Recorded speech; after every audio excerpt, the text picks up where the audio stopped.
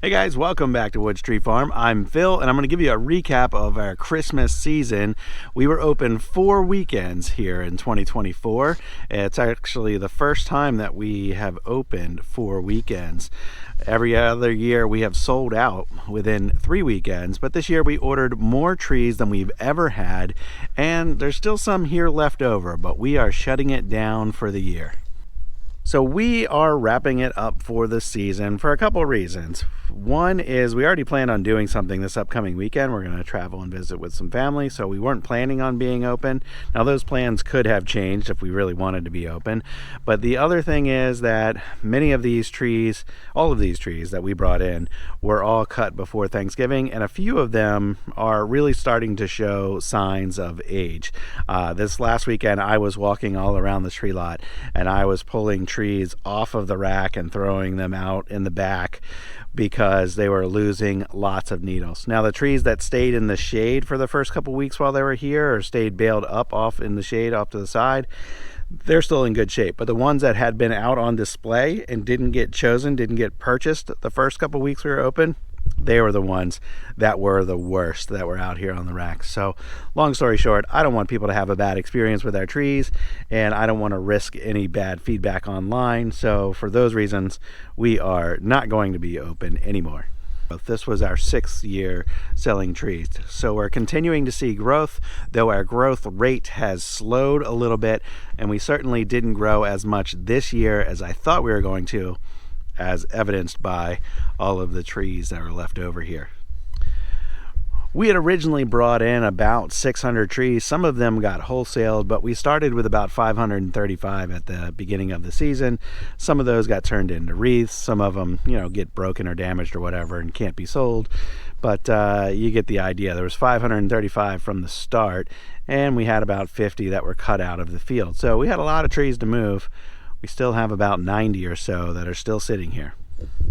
We still want to see some growth in future years. I have goals of getting this business to the point of where we're doing at least 1,000 trees a year. We've got a long way to go before we get to that, but here in year 6, we see pretty good response, and maybe a kind of a plateaued response of what we're getting out of pre-cut trees.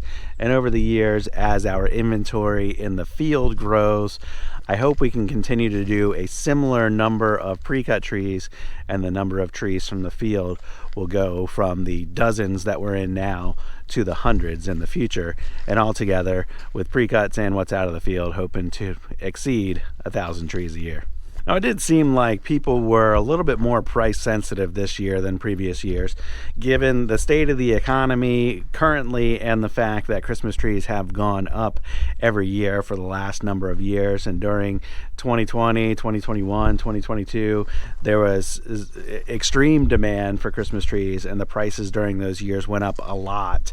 And they haven't come down, and I don't know that they're going to come down, but I think that has forced some people to rethink their Christmas tree purchases. And we heard from many customers, many visitors, who said they were, alarmed, to choose a word here, by the price of Christmas trees. And we also had some visitors who came out here, didn't buy a tree, but said they loved coming to the farm, but they have converted to an artificial Christmas tree, and they'll come out and take photos and maybe buy a wreath or buy some other stuff in the shop here. But the fact that we're hearing from past customers who have converted to artificial Christmas trees is, I would say, maybe a little bit alarming.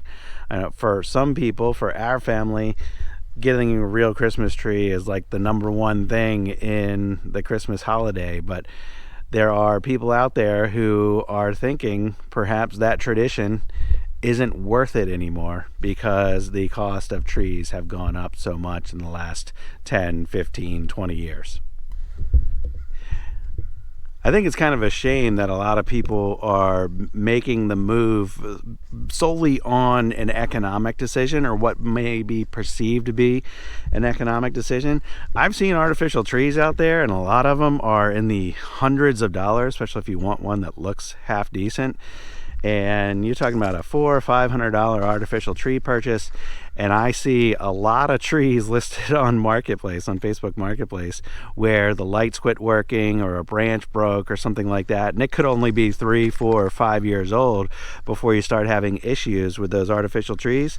So in theory, you could still be paying $100 a year when you buy your $500 artificial tree and it only lasts 5 years, which is about the same as you'll pay for a real tree. So I don't know that the economic argument really makes sense unless you are absolutely certain you're going to keep that tree for a long time. But, you know, I'm probably a little biased given the business that I'm in. But I think it's probably should be a bit of an awakening for Christmas tree farmers to realize kind of how sensitive the industry is and how sensitive our customers are to the price of trees. But the reality is, you know, a business like this costs money to run.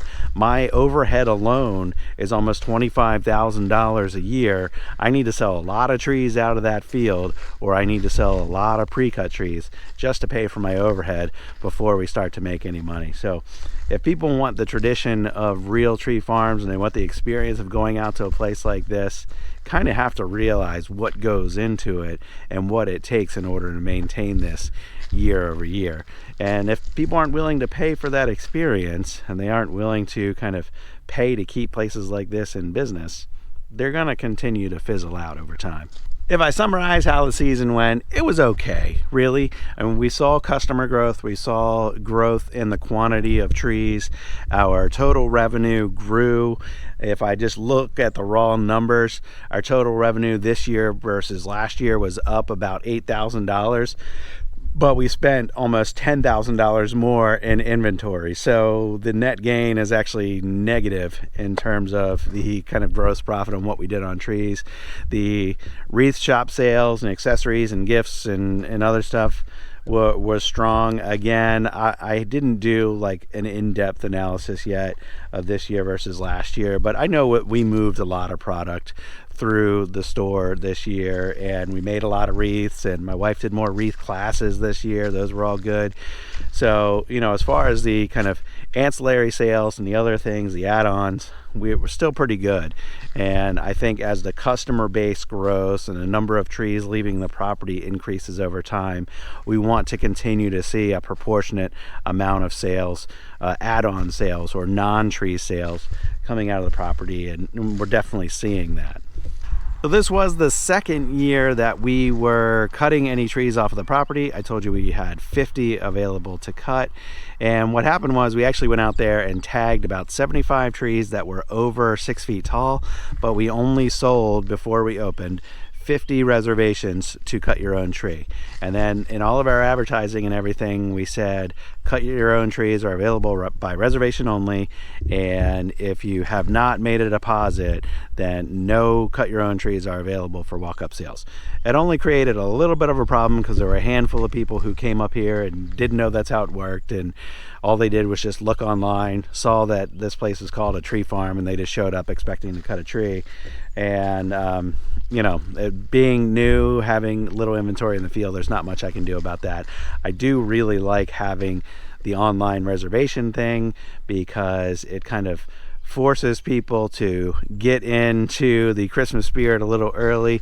It gets people talking about our farm a few weeks before we open, and it gives us an opportunity to kind of communicate with our past customers and our repeat customers first and get them to commit to coming back. So I think there's a number of reasons why I'm going to continue in future years to do the online deposit, the reservation system for cut your own trees. And you know, the only thing that I want to change for as far as the operationally goes is right up here, I'm right next to the building still, I want to have some sort of little check-in station, a little hut or something right here that says cut your own trees, check in here, because occasionally we had a customer walk right past the pre-cut tree lot, right past the building, venture on down into the field, and we weren't sure if they put in a deposit, if their name was on the list or not. So that's kind of the only thing from an operational standpoint that I think we're going to introduce for next year. Otherwise, everything went pretty smooth.